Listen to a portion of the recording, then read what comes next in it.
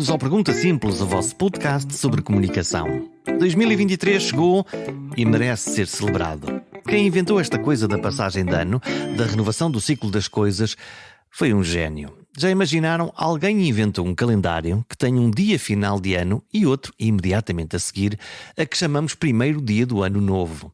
E com este simples passo de magia, tudo parece mudar. Desejamos coisas para o ano novo, juramos mudar comportamentos, acreditamos que agora é que vai ser, e isso funciona, pelo menos na nossa cabeça. É um sintoma muito parecido com aquele que me acontece quando ouço a voz da Inês Menezes. Não é só o timbre, nem as palavras alinhadas e esteticamente polidas, é o resto. É uma espécie de pirilampo de energia existencial que ela exerce com um magnetismo, escutando pessoas. Já vamos ao programa. Neste novo ano, um convite renovado. Subscrevam, ouçam, comentem e partilhem este podcast. Já agora, feliz 2023.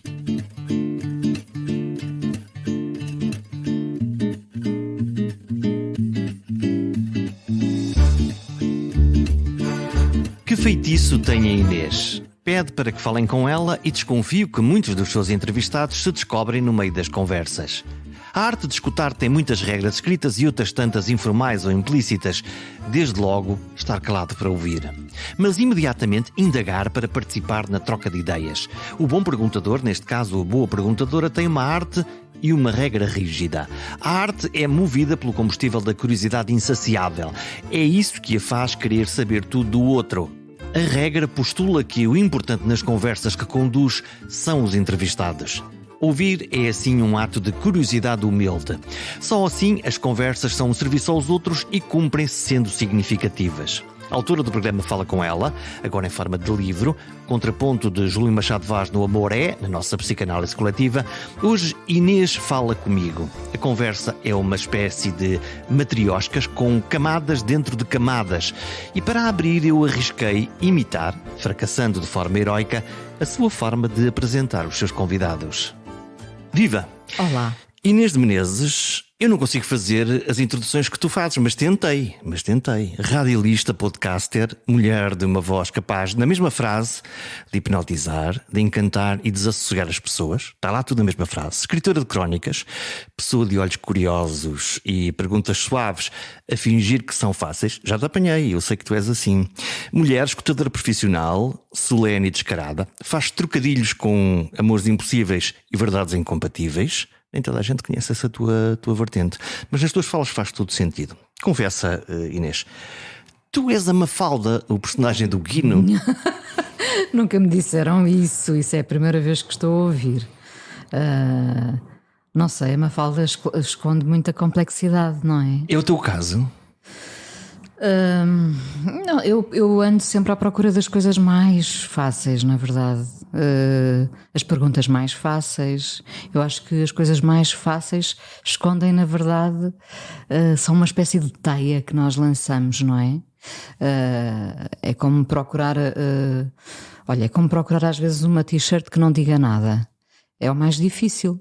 Devia ser o mais fácil, não é? Uma t-shirt simples, lisa, branca, com olá. Às vezes, não.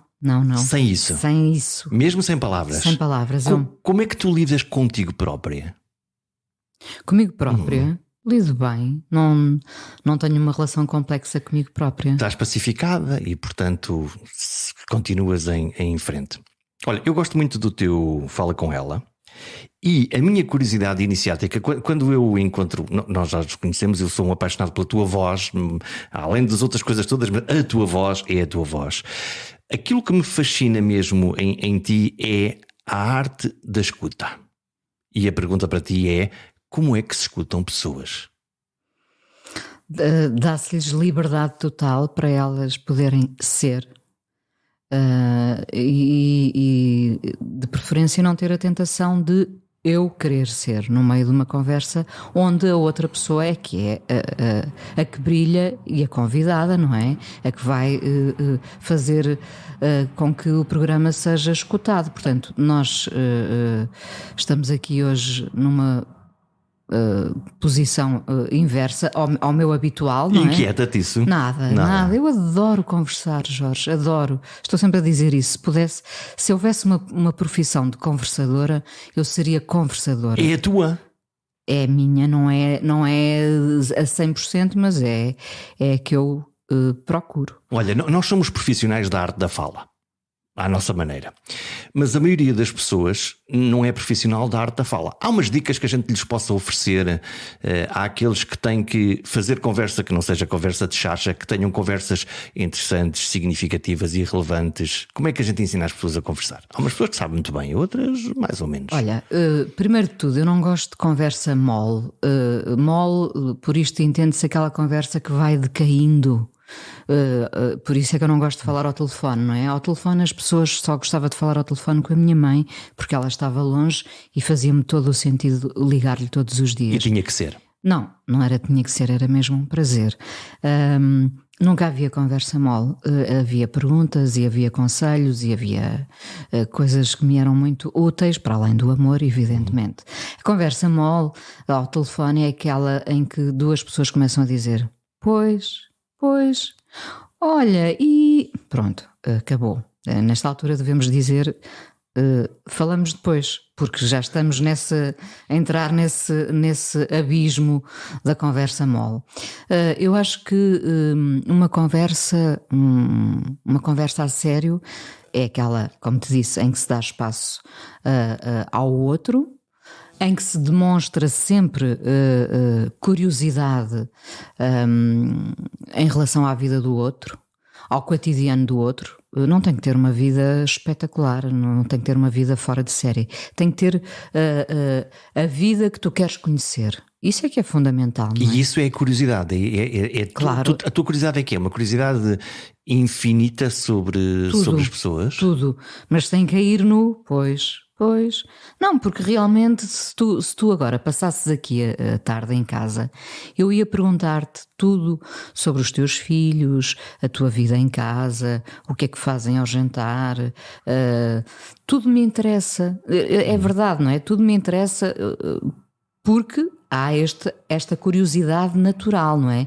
Eu não faço conversa por fazer, eu faço conversa porque tenho em mim todas as perguntas, não é do mundo, mas é do meu mundo, não é? Quando tu estás a falar com alguém e percebes que esse alguém entrou nessa conversa mole, ficas com fornicoques, ficas angustiada ou apetece fechar logo a coisa? Por exemplo, no Fala Com Ela isso não acontece, nem com o Júlio Machado Vaz nunca acontece, não é? Sim, mas o Júlio Machado Vaz pode estar 50 anos a falar e a gente nunca vai conseguir encontrar um momento em que eles estão a fazer uma conversa mole. Claro, não é? No Fala Com Ela não há conversas moles.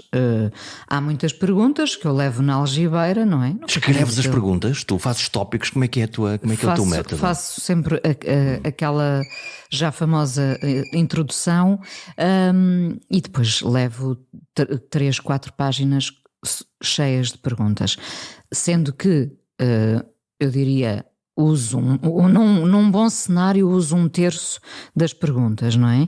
E as perguntas que não estavam escritas normalmente até são as melhores, porque são aquelas que nasceram do espanto do momento.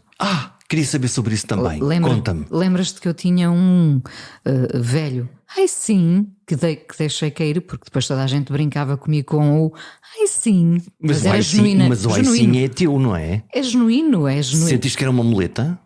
Ou não? Não, alguém detectou o ai sim, sinalizou o ai sim como sendo uma muleta e portanto a partir ou então aquele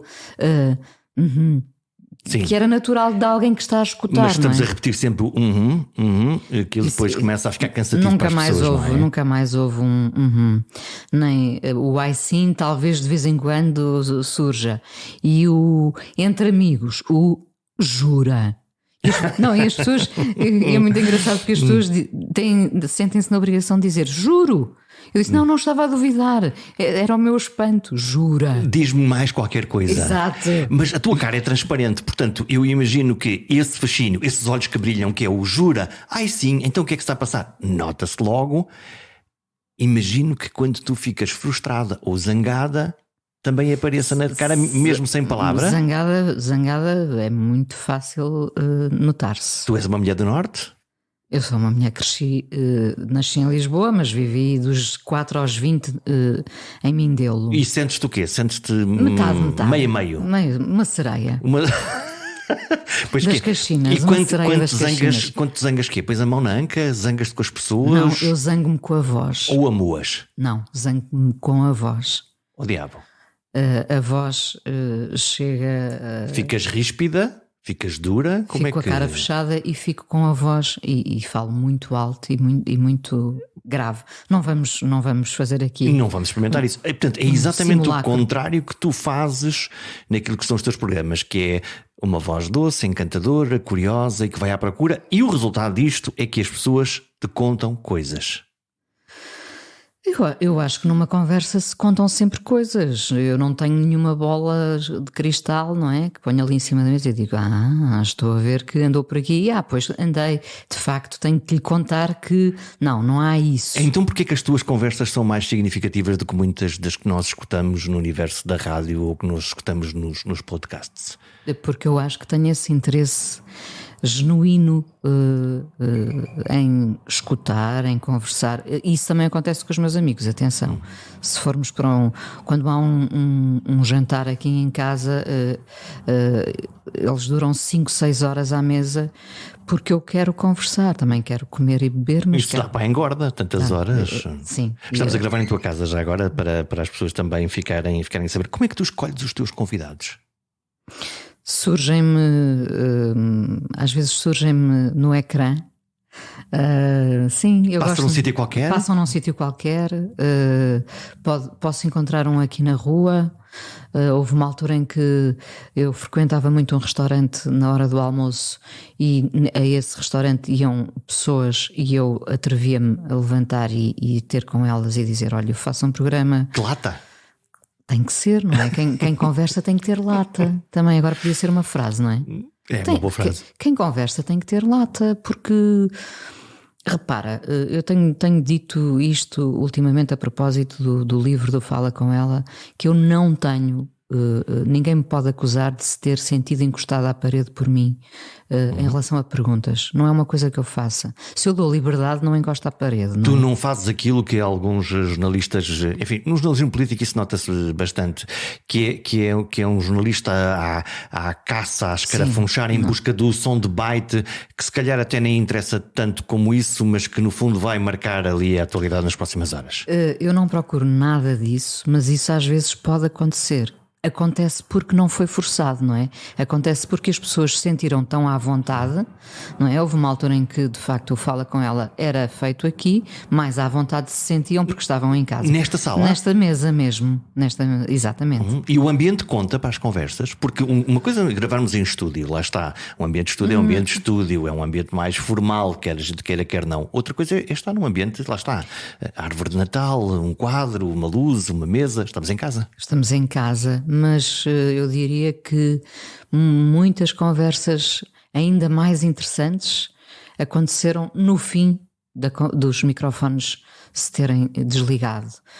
Porque ficámos aqui à mesa ou sentámos aqui no sofá, no cadeirão. Isso não te irrita? Irrita um bocadinho, sim. Mas isto não é o Big Brother, não é? Portanto, não estamos a gravar 24 horas. E eu percebo, mas eu ficaria com a grande tentação de dizer: pronto, agora vamos continuar aqui a jantar e a beber um café. Não se importa que eu ponha o microfone de lapela e depois logo se vê. Olha, dou-te um exemplo, Jorge. Quando fazia o Fala Com Ela na Radar e não tínhamos grande limitação de tempo, não é? Não tínhamos aquele sinal horário que tem que entrar para as notícias.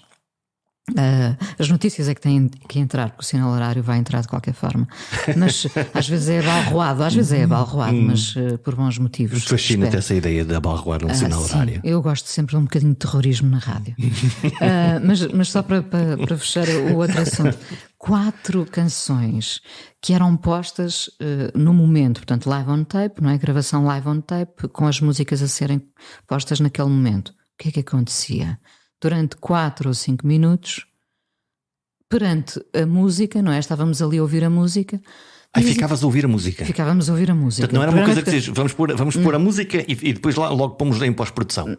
Não havia pós-produção. 4 minutos, olhos nos olhos. Olhos nos olhos. Ouvir a música. O que é que acontecia? Grandes, bons bocados de conversa surgiam nesses momentos. E eu, caramba, eu agora não vou poder voltar a isto. Porque tu fechavas o microfone, claro, estavas a ouvir a música. Estávamos a ouvir a música, quando eu dizia vamos ouvir, que também é um clássico, vamos ouvir. E realmente íamos ouvir. O que é que acontece? Eu fazia conversa, não é? Naturalmente fazia conversa. Não aguentavas ficar calada? Apenas a olhar? Quer dizer, eu não tinha essa intenção de ficar a olhar para os olhos dos meus convidados apenas, não é? Isso era quase um namoro. Não, aquele programa não é o que dizem os teus olhos. Agora, hoje em dia, na Antena 1, não ouvimos a música naquele momento. O que é melhor, se calhar, não é? Claro, Até porque não quebra o ritmo, não claro, é? Isto é, eu estou a pensar aqui das duas maneiras. Por um lado, ou a música é muito significativa e tu estoicamente, qual psicanalista dizes, eu vou estar aqui quieta e calada, e portanto a criar uma tensão do outro lado para depois vir uma torrente de palavras, é difícil, não é? É assim, eu gosto muito de ficar em silêncio, em silêncio cá em casa. Gosto mesmo muito. Mas com os outros gosto bastante de conversar. Seja o meu marido, a minha filha, as pessoas que eu encontro, até os desconhecidos. Ainda hoje ia na rua e fui parada por uma senhora que quis conversar comigo e conversámos, evidentemente, não é? O silêncio prezo muito comigo.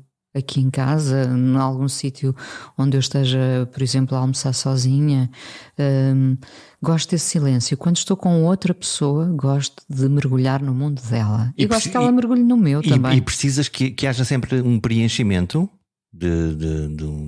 do som, de alguma maneira? Repara, o outro valida a nossa existência. Por isso é que quando falamos de eu numa ilha deserta, isso não existe, isso não é uma ideia de paraíso. A ideia de paraíso é estar numa ilha quase deserta com uma pessoa de quem nós gostamos muito, continuando a explorar o mundo dessa pessoa, não é? Olha, eu já volto ao Fala com Ela, mas já que estamos a falar do silêncio, e eu dou aqui um saltinho ao nosso psi predileto, que é Júlio Machado Vaz. O amor no fundo, foi tu compraste psicanálise de borla todas as semanas, não é? Sim, eu acho que hoje em dia já fazemos um bocadinho um ao outro, não é? É muito engraçado. Tu subvertes-lo, não subvertes? Quer dizer, há ali uns momentos em que se percebe que tu tens a tua fisgada, estás ali quietinha e no momento certo tu vais ali. Porque já nos conhecemos há 14 anos, são 14 anos de conversas.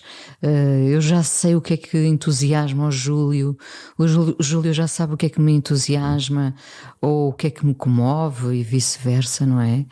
Eu aprendi imenso com aquele homem, não é? Portanto, sendo uma discípula de quem ouve, não é? Não no ramo da psicanálise. Eu moldei-me um bocadinho aos seus conhecimentos. Qual é o fator X dele? Ok, ele tem uma cultura extraordinária, tem uma cultura que não é só.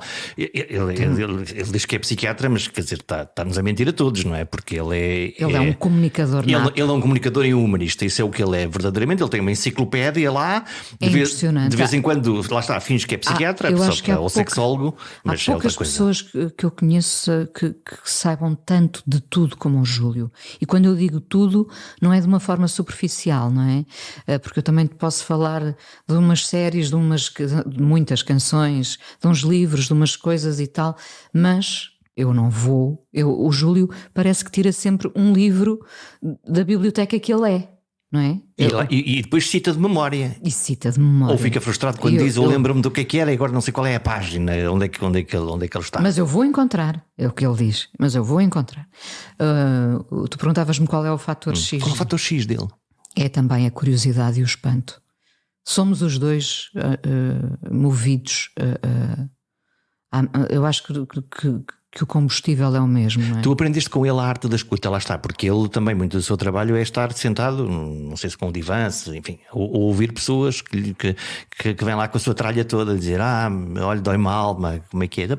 Ele ensinou-te isso, ou não? Eu já tinha bastante isso, não é? Já tinha, com os meus amigos, de há muito tempo, as pessoas facilmente me diziam: Eu não sei porque é que te conto estas coisas todas. Então eu tinha razão. Há bocadinho, quando eu estava a dizer que as pessoas te contam as coisas. Mas até mais num plano pessoal, não é? Porque tu querias quê? Uma relação de confiança. Há uma química nessa relação que tens com as pessoas? Tento que haja, mas se estou a dizer que há, à partida já estou a quebrar aqui. A química tem que ser natural, genuína, espontânea. Eu deixo as pessoas à vontade, não as vou magoar nunca. Não, elas podem dizer o que quiserem, eu estou preparada para ouvir as coisas mais bizarras e escanifobéticas. Isso significa que não as julgas? Cada vez menos. Hoje em dia, nada. Praticamente nada. No passado, com alguma imaturidade, fui capaz de julgar, não é? Hoje em dia o julgamento, primeiro de tudo, aprendi que temos que ouvir a Mia Farrow e o Woody Allen. E convém. Percebes? Eu não posso ficar só com. Eu não posso tomar partido por ninguém só com uma versão. Isso é terrível. É o que nós andamos a fazer. Isso é lixado quando os nossos amigos se divorciam, não é? Pois é, mas temos que ouvir os dois. Lá está. E manter a equidistância. Mas aí estamos implicados, não é? E é mais difícil. Aí é mais difícil. Sobretudo, eu acho que temos que pensar que ambos erraram, porque não se chega a uma ruptura sozinho. Chega-se com o desgaste, não é? Com a erosão. E ouvir os dois. E de preferência, eu acho que devemos continuar ligados aos dois, da maneira que depois decidirmos se nos mantemos mais próximos de um do que do outro, mas é porque nós somos todos passíveis do tal julgamento, não é? E é muito tentador julgar os outros, mas a idade e com as nossas falhas, não é? Com as falhas que entretanto fomos somando e olhando para trás, eu penso, como é que eu posso julgar alguém? Com as coisas todas que eu também sou assim, eu sou pior ainda, não é? Claro. Tu tens uma experiência, não sei se é íntima, se não queres falar sobre ela, e eu retiro desde já o tópico de cima da mesa. Tu és fã das psicanálises e das. Eu faço terapia. Tu fazes terapia. Eu fiz, mas eu falhei redondamente, portanto, mas estou à vontade, quer dizer, porque aquilo não me deu grande ganho de causa, provavelmente reduziu um bocadinho da ansiedade. E serve-te para quê? É importante para quê? Olha, muito importante. Interrompi durante muito tempo. Foi muito engraçado esse episódio em que eu fui já com a ideia na cabeça. Hoje vou dizer à minha terapeuta que pré-programada, se calhar não venho mais. E eu cheguei ao consultório e antes de eu começar a falar, ela disse: Inês, eu hoje tenho uma proposta para si, se não levar a mal. Eu acho que a Inês neste momento está preparada para voar. Portanto, se concordar, a Inês não precisa de vir mais, a não ser que surja alguma coisa. E eu disse-lhe, olha, que eu ia justamente propor-lhe o mesmo. Foi muito engraçado. Até essa sintonia, eu gosto muito. A minha terapeuta é uma pessoa muito valiosa. E esse desmame foi fácil? Foi. Muito fácil. Porque eu vou lá para conversar. Vou lá para me descobrir. Mas vais lá tipo, olha, hoje chateei-me com A, B ou C. Não, olha, eu vou dizer-te, eu portanto durante muitos anos deixei de ir, não é? E voltei agora no período antes da morte da minha mãe, portanto já na fase final da doença da minha mãe, e agora no luto continuo a ir lá. Vou de uma forma espaçada, mas de cada vez que vou trago respostas. E é uma coisa maravilhosa, é que eu venho pelo caminho a saborear aquelas respostas. Eu retive aquilo e quero cristalizar, como eu digo na minha última crónica que escrevi para o público, nós quando não temos telemóveis vivemos a verdade realmente, porque cristalizamos o momento, não o registamos, não é? Não o registamos com uma fotografia e aquilo passa a ter cheiro, cor na nossa cabeça. Passa a fazer sentido? Passa a fazer mais sentido. As respostas que eu trago dessas sessões fazem-me tanto sentido que eu acho que ganhei muito mais confiança, mas muito mais confiança na vida depois de ter começado a fazer terapia. Como é que é isso? Porque que raio de sintoma é esse? Porque normalmente quando nós lá vamos, no fundo nós levamos uma queixa, não é? Olha, aqui estou angustiado, estou ansioso, aconteceu-me este problema, há uma coisa que se está a acontecer na minha vida de forma repetida. Portanto, nós levamos no fundo um saco cheio de lixo, não é? E chegamos lá ao terapeuta ou à terapeuta e pumba, toma lá. Sim, eu levava 2 sacos com 2 nomes,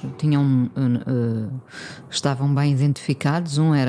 Tinha sido a minha experiência traumática na maternidade Alfredo da Costa, um parto com dor, do qual demorei bastante tempo a superar. E ficou lá uma cicatriz dentro de ti, na tua alma? Claro, sim, ficou, sem dúvida. A forma como fui maltratada e como vi tantas mulheres a serem maltratadas é uma coisa da qual não se supera. Com sensação de quê? De injustiça? Há muita injustiça, que é uma coisa com a qual eu lido mal. Portanto, se eu vir uma situação de injustiça agora na rua, eu atravesso-me. Dispara-te aqui a raiva, a vontade de reparar aquilo? Sim. Os calores sobem-me facilmente, sim. Eu vi muitas injustiças na maternidade.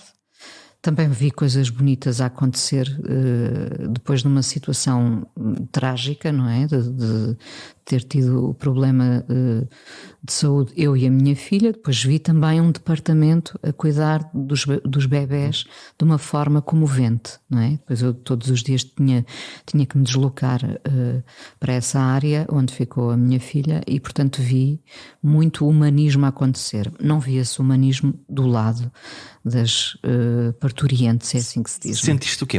Sentiste um objeto? Sim, senti-me um objeto. Sim, eu e todas as outras, éramos 8. Uma fábrica, portanto. Uma fábrica, eu disse-lhes, a dada altura, estávamos todas a ser maltratadas, e eu disse, eu aí já não tinha a minha filha, ela já estava na outra área, na incubadora, não é? E eu disse, pensem que isto, acho que foi na altura não sei se foi do primeiro Big Brother, foi por aí, foi há 14 anos, portanto, não sei. Eu lembro-me de lhes dizer, no meio das minhas dores todas, de ter havido um espaço para o humor e ter dito, pensem que isto é o Big Brother das grávidas e que nós vamos superar estas provas. Disseste para as tuas colegas de sofrimento, neste caso? Sim, disse. O que deu para rir ali durante 30 segundos, mas depois voltámos às dores de cada uma. Esse era um assunto que eu levava e, portanto, foi muito discutido com a minha psicoterapeuta. E o outro era um medo particular dos lugares isolados. Ou seja, explorar aquilo que eu aprendi depois. Aquilo situações sobre as quais eu não tenho controle, trazem-me pânico, não é? E tu tinhas ideia do porquê que era isto ou não? Ou foste à procura? Não, explorei. E é interessante porquê? Porque aprendes a desensibilizar-te, neste caso do medo desse lugar longe, ou aprendes a confrontá-lo? Olha, aprendo sobretudo a dar-lhe nomes, não é? A dar-lhe um significado. A dar-lhe um significado. Perceber que porque é que aquilo me causava tanto pânico? Porque eu não tinha controle sobre aquilo, não é? E portanto, ao perceber isso, começas a desfazer este novelo. Portanto, esta coisa de que... Ambos os novelos, a situação da injustiça, da dor, da injustiça de ter sido tratada não fui só eu, e as outras mulheres como objetos, como meros objetos. Portanto, perceber que aquilo tinha sido uma injustiça que fica gravada, não é? Para além da cicatriz da cesariana, tenho também essa que não se vê, da injustiça, da forma negligente, posso dizer, como fui tratada eu e as outras mulheres. E depois a questão, isto para acabar, para percebermos, de situações sobre as quais eu não tenho controle, trazem-me pânico, porque eu quero respostas, lá está. Não é? No fundo é sempre tudo fala com ela. Eu quero respostas. Logo precisas delas, logo aumenta a ansiedade, logo essa angústia. A tua psi é daquelas de, lá está, sim, e não diz nada, não, diz, ou vai-te dando pistas e vai-te... pistas. Eu gosto muito disso, é das mulheres mais inteligentes que eu conheço. E é capaz de me fazer, eu adoro quando ela faz um olhar particular. Estão frente a frente? Estamos frente a frente. Não é um divã, é frente a frente. Frente a frente, sim. É psicóloga, não é? É psicoterapia. Não há medicamentos, não há nada, só há perguntas e respostas. É a cura pela arte da palavra. Exatamente, exatamente. Eu sempre me fascinou isso, quer dizer, porque eu continuo à procura de saber onde é que, quer dizer, a poesia cura, isso eu também sei, empolga-nos, fascina-nos, mas esse desfazer dos novelos da alma através da palavra é uma coisa que me fascina. Nunca há perguntas realmente diretas. Há Oh Inês, não acha que... E se formos por aqui, talvez, portanto... Redireciona o prisma. E eu é que faço o caminho. Uhum. É muito interessante, não é? E há momentos em que ficas calada, em que consegues ficar calada? São raros, mas esses são os mais que fundos. doem, não é? Os mais fundos, sim. São aqueles em que eu realmente vou à procura da resposta. Eu passei pelo divã, eu fiz psicocoisa mesmo, e uma das coisas que era mais difícil de tolerar, e que era essa vontade, eu vou-me embora daqui, mas não era de alegria, era de dor. É aquela coisa do... Mas eu já não tenho mais nenhuma palavra para dizer. Mas e eu ficamos tenho ali... muitas. Eu tenho uma imensa pena que aquilo acabe, não é? É?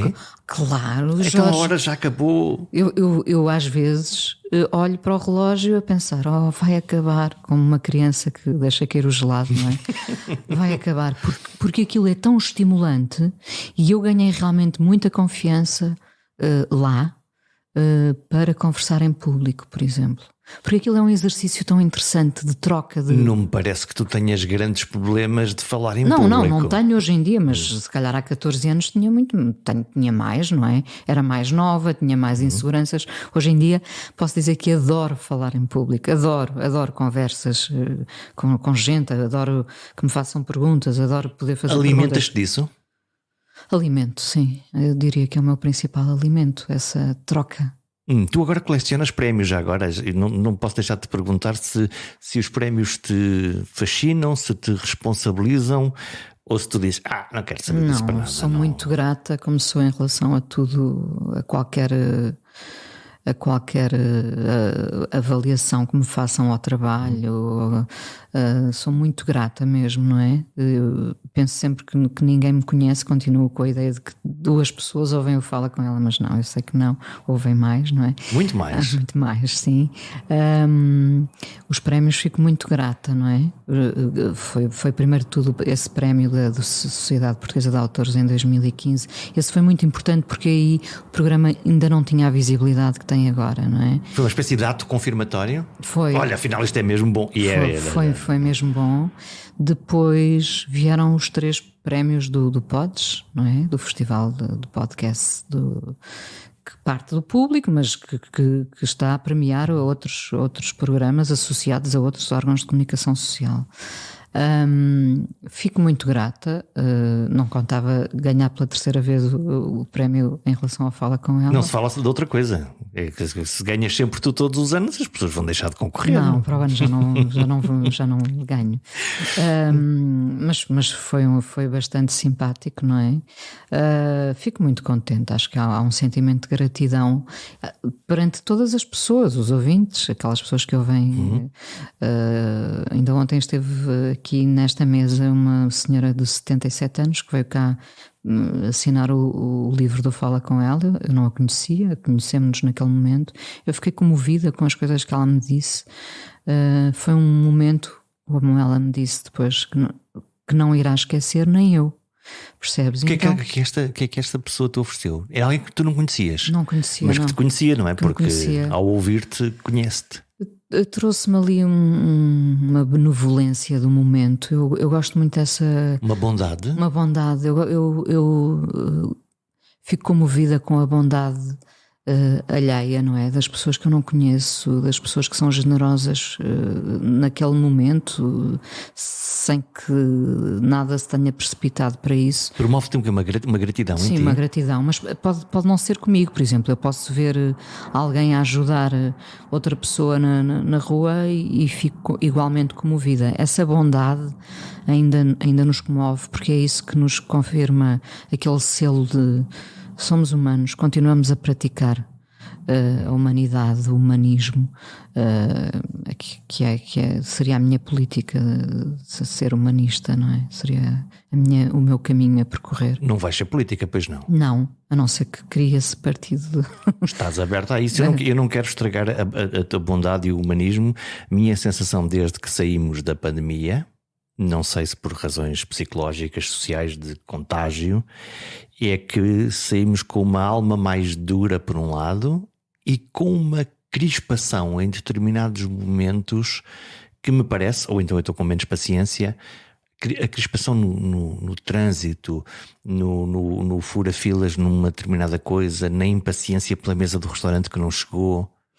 Repara, isso é tudo o oposto daquilo que nós pensámos que ia acontecer. Nós pensámos, depois disto só podemos sair daqui melhores. O amanhã cantará. Sim, e o amanhã parece ter definhado, porque realmente raramente eu vejo estes atos acontecerem na rua, no supermercado, aquele rosnar perante alguém que diz: não se importa que eu passe à frente, só tenho um produto, claro, não é? Porque há momentos em que parece que nós, em vez de estarmos aqui numa colmeia cooperativa, o que estamos é treinados quase como animais selvagens para ganhar aquele último pedaço de carne, aquele último... Bom, há hoje em dia também discursos que promovem muito mais o ódio, não é, Jorge? Eu acho que há discursos que separam. E estamos todos a ficar infectados? Eu acho que estamos... Mesmo os bons? Mesmo os bons que dizem: eu não quero ouvir, ou não quero dar voz, ou não quero dar visibilidade, ficam contaminados no sentido, eu sinto-me suja, eu sinto-me a determinada altura, sinto-me poluída com coisas más que vejo, não é? Com discursos que promovem o ódio, que promovem a separação. Tantos países lutaram contra essa segregação e nós que já tínhamos chegado a um ponto tão positivo. E ficamos na dúvida entre eu faço alguma coisa para combater isto versus eu vou estar calado para ver se isto passa. Não é fácil, não é? Não é fácil. E eu acho que, sobretudo, muitas pessoas sentirão o mesmo que eu sinto, que é: isto polui-me. Sim. Isto polui-me. São palavras feias, são sentimentos pouco, nada nobres, não é? Não é só cá, é pelo mundo fora, não é? Fico muito triste com tudo o que se passa no Irão, como aquelas pessoas são de facto os heróis deste tempo, não é? Saindo para a rua sabendo que a qualquer momento podem ser presos, torturados, executados.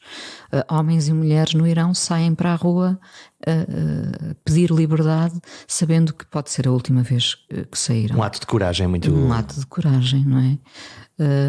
Fico triste com muitos discursos, com vídeos que viralizam e que nós nos perguntamos porquê. Isto não tem interesse nenhum para a humanidade. Mas nós estamos insisto muito nisto.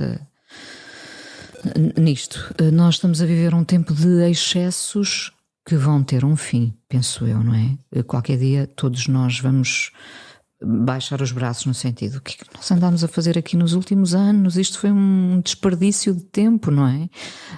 Eu devia era ter, lá está, cristalizado mais os momentos sem ter esta avidez de os registar, não é? Eu Sim. devia ter... O ir ao concerto com o telemóvel, o ver o espetáculo da criança e os pais estão todos de telemóvel em vez de estarem a aproveitar. Pronto. E daqui a um tempo nós vamos nos arrepender e vamos pensar: de facto, eu não sei a que é que cheirava aquela manhã, aquela árvore, porque estive meia hora a fotografá-la, não é? Eu acho que nós nos vamos cansar um bocadinho da bolha onde estamos, da bolha tecnológica em que vivemos todos, não é? Porque na verdade estamos sempre munidos dos nossos aparelhos, não é? Claro, eles estão aqui. São omnipresentes. Sim, estão no meio de nós. Como Deus Nosso Senhor. Mas acho que aí vai haver já começa a haver esse cansaço. Nós começámos, ainda não tínhamos os microfones ligados, a dizer que estávamos fartos das redes sociais e todavia de lá não saímos. Sim, mas começa a haver um cansaço, sim. Olha, eu quero voltar ao Fala com Ela e ao teu livro que tu acabas de publicar. Quantos falas com ela gravaste? Tens ideia? Não, muitas centenas, não é? Muitas centenas, quando digo muitas, não. Que disparate. 5 centenas, 500, 600, não sei, 14 anos de conversas. E subitamente tu propôste fazer um livro. O livro já estava pensado há muito tempo. E o que é que levou esse compasso? Olha, primeiro de tudo, há sempre este discurso de que os livros de entrevistas não vendem, não é? Há muito essa conversa à volta das entrevistas. Já ouvimos, já sabemos, já não tem novidade, é isso? Sim, ou prefiro ouvir na rádio, ou... É muito engraçado porque eu quando reli depois as conversas transcritas, voltei a sentir o mesmo espanto que sinto a cada conversa. Ficaste surpreendida depois Fiquei com o texto? Fiquei surpreendida porque já disse isto uma outra vez, mas é verdade. Eu se pegar agora no livro, eu sinto que não sou eu que estou ali a fazer as perguntas, sabes? Colocas-te como leitora? Coloco-me como leitora e digo que e engraçado. reescreves tudo aquilo que ali está? Sim. Portanto, eu acho que o livro, para quem pega nele, é uma surpresa. Como é que se escolhe dessas centenas de entrevistas 14? Olha, eu que não gosto que lido muito mal com as injustiças. Aqui é fácil. Tive que ser injusta. Claro, mas isso tu já sabias, não é? Já sabia. 14. Fui àqueles que a campainha tocou rapidamente na minha cabeça quando pensei tinha que ter o Fausto, tinha que ter o Miguel Esteves Cardoso, que foi tão difícil de convencer ao fim de tantos anos. Eu ouvi essa conversa. Do Miguel Esteves Cardoso, sim. Tinha que ter e é curioso porque ele está a dar-te a conversa e a resmungar por estar nessa conversa, a dizer pronto, cá estou eu, mas depois é um gênio, lá está. Foi tão difícil. Quanto tempo é que tu tiveste para conseguir conversar com o Miguel? Não vou dizer que foram 14 anos, mas foram quase, porque eu ia-lhe mandando às vezes um mailzito a dizer. E ele, moita. Ele dizia, era capaz de ser bastante elogioso. Mas nunca te mas não, agora não é o tempo. Ele dizia muito isso, agora não é a altura. E depois chegou a altura e portanto tinha que estar imortalizado também no meu livro. Paula Rego, que foi aquela conversa. Naquele dia está ali a fotografia com aquele ar de espanto ali em cima. Uau. Com a boca aberta e com aqueles olhos. Foi tirada nesse dia aquela fotografia. A Paula Rego, sim. A Paula Rego, se o livro fosse só uma entrevista, provavelmente era a Paula Rego, não é? O que é que ela tem? O que é que ela tinha, o que é que ela tem? Ela já desapareceu, deixou-nos uma obra extraordinária. Tinha o nonsense, tinha o prazer em tirar o tapete a quem conversava com ela. Em permanência. Gostava imenso da provocação, não é?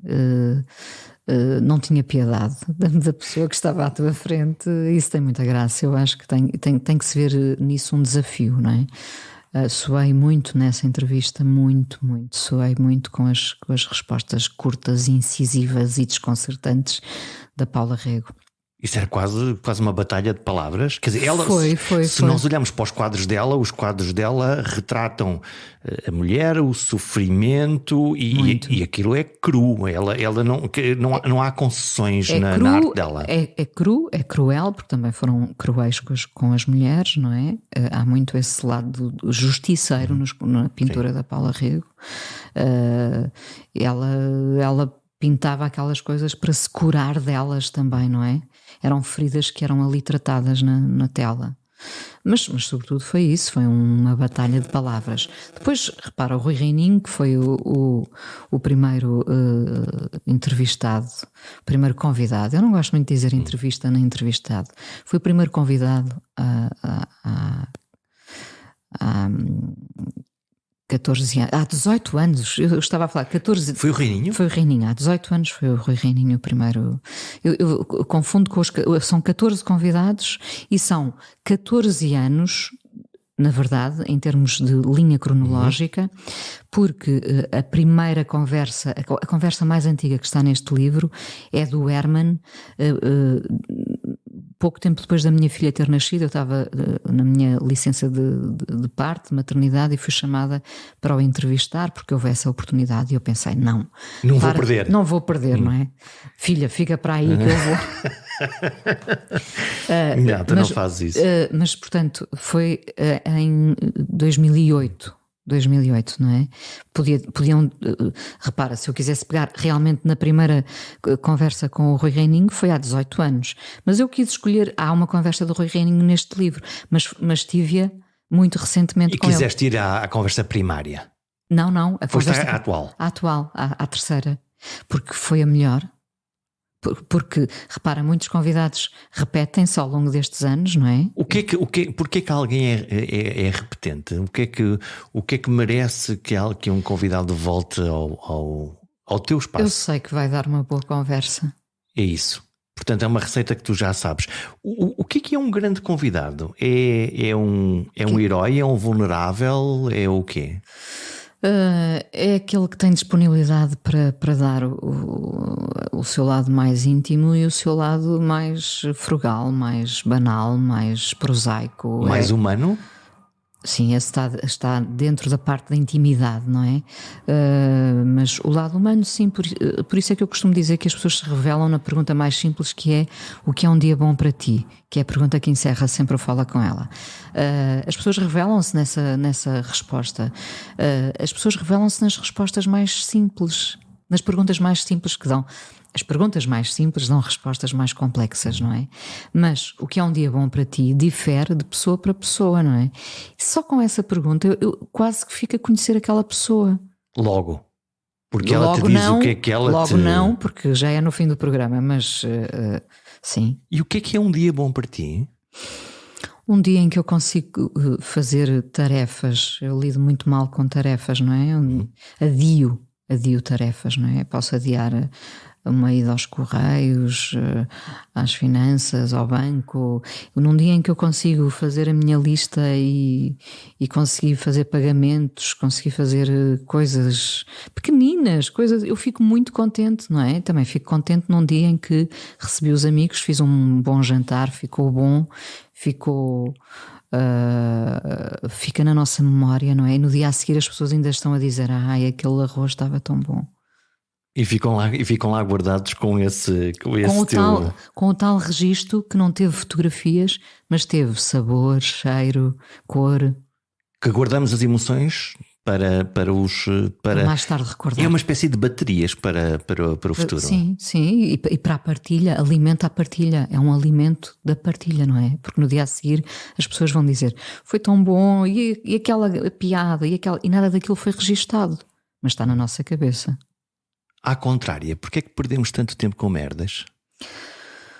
Porque as merdas fazem parte da vida, não é? Porque metade da vida também pode ser uma merda.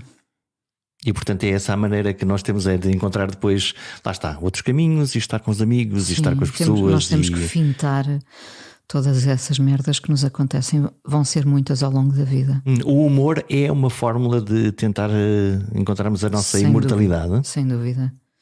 Eu costumo dizer que o amor é a maior distração da morte, mas eu acho que na verdade o humor está ali a par com o amor, não é? Não é só por serem palavras semelhantes. Realmente o humor tem essa capacidade nos momentos mais difíceis de nos resgatar daqueles escombros onde podemos estar às vezes há muito tempo, não é? Em dor, em luto, em sofrimento pelo outro.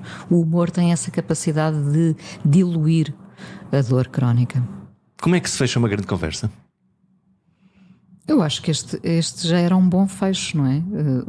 Lembrando a importância do humor. Há ali um momento em que se sabe, em que uma pessoa deu um bocadinho mais de si, não é? Se não estivermos preocupados com o relógio, houve ali um momento em que alguém disse uma coisa cintilante, nunca digo este adjetivo, mas sim, cintilante, uma coisa que fez os meus olhos brilhar, e eu penso, é uma boa maneira de acabar. Cintilante é uma forma perfeita de descrever esta conversa. A arte da escuta implica empatia para compreender e aceitar o outro, mas também exige que ofereçamos ao outro o nosso sentido da vida. No fundo, uma conversa é uma espécie de fusão das páginas dos diários de duas ou mais almas. E por isso tem de ser cintilante, tem de ser significativo, tem de ser humano. Há que cultivar essa generosidade porque ela é multiplicadora. Eu falei com ela e ouvi tudo, e assim inauguramos o ano novo. Feliz 2023. Até para a semana.